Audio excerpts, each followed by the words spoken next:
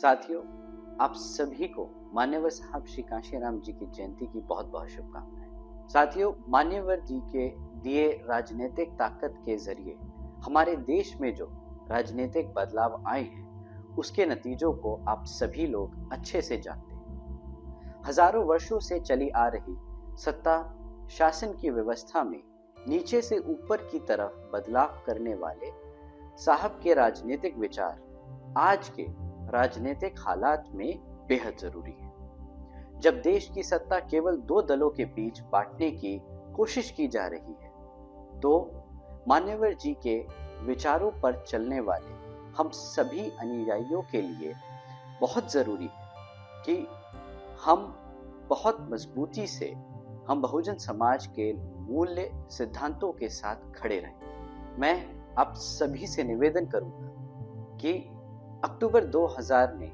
नागपुर में मान्यवर जी ने अपने कैडर में जो भाषण दिया था, उसे जरूर सुने और उसे अन्य साथियों को भेजें और सुनने को कहें। साहब ने अपने भाषण में बहुत साफ साफ कहा है कि वो कांग्रेस और भारतीय जनता पार्टी जैसे दलों के पीछे पीछे चलकर दलित, शोषित, वंचित समाज के लिए राजनीतिक सत्ता पाना नहीं चाहते हैं, बल्कि वो इस ऊपर से नीचे चलने वाली सामाजिक व्यवस्थाओं को बदलने वाले हैं। और साथियों, साहब ने बदल दिखाया।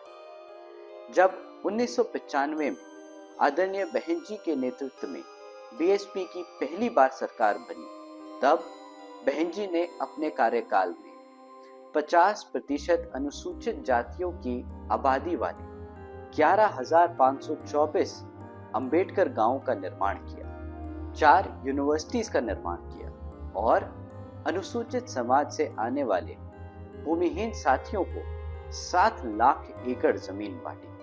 बीजेपी का इस्तेमाल कर 6 महीने में सत्ता चलाने के बाद हमने गठबंधन तोड़ दिया। तब मान्यवर जी ने गठबंधन को लेकर जो राजनीतिक विचार दिए थे, उसे हमें आज याद रखना चाहिए।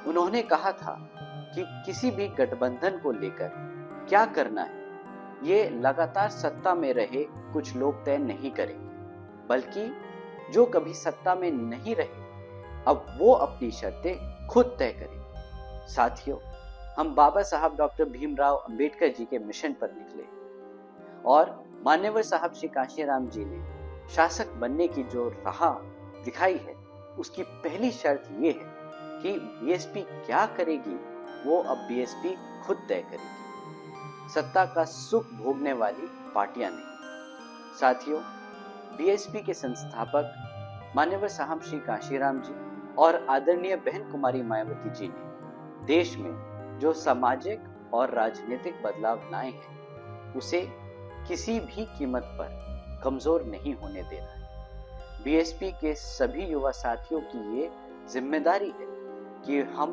पूरी ताकत से इस विचार को और मजबूत करें। मान्यवर साहब के इस भाषण को सुने और संकल्प लें कि राजनीतिक हालातों से घबराकर सत्ता पाने की अपनी शर्तों से समझौता नहीं करेंगे। जय भीम, जय भारत, जय मान्यवर साहब कांशीराम जी।